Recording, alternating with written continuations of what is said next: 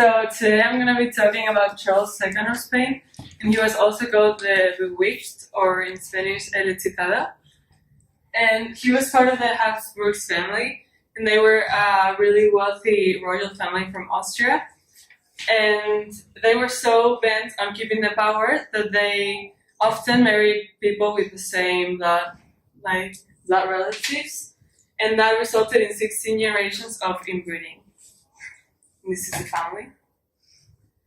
Inbreeding is a collection of genetic disorders suffered by the children of parents with a close genetic relationship. And royal inbreeding caused mutations and genetic problems as a result of constant incest. And that's what happened with a lot of royal families, because they wanted to keep it in the family and they made incest. And Charles was more inbred than the offspring of a brother-sister mating. So his genes were as if a brother and sister were together, but worse. So he was his own mother's first cousin and his father's great nephew. And his grandmother was also his aunt. Dios. So everything was mixed up and it resulted in him. So that's why he looked like that. He was born the 6th of November in 1661. And he became king in 1665 at the tender young age of 4. So his mother took his place as a regent for 10 years until he was a teenager.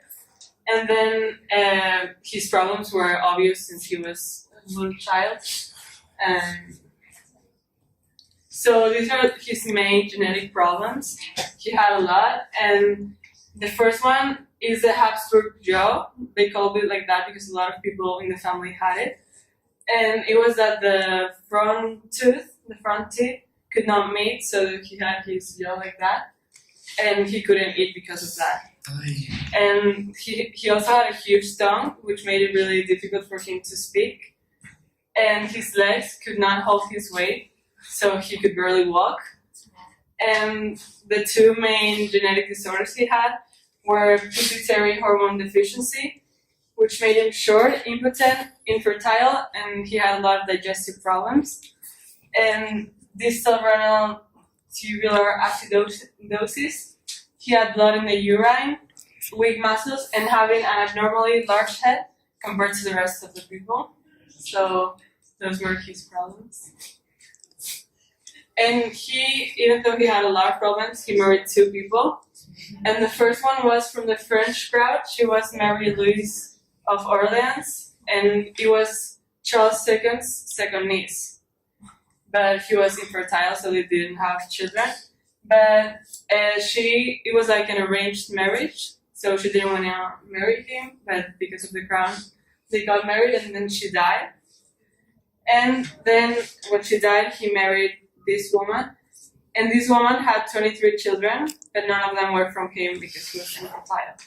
So then he died in 1700 at the age of 39, and because he had no children, his death caused like the 12-year war in Europe, known as the War of Spanish Succession, because they had no descendants, so they didn't know who was the next one to rule. And the Habsburg reign was over. And I found like an autopsy from a scientific, and he said that his body did not contain a single drop of blood. His heart was the size of a peppercorn. His kidneys corroded, his intestines rotten and gangrenous, and he had a single testicle, black as coal, and his head was full of water. So. Nice.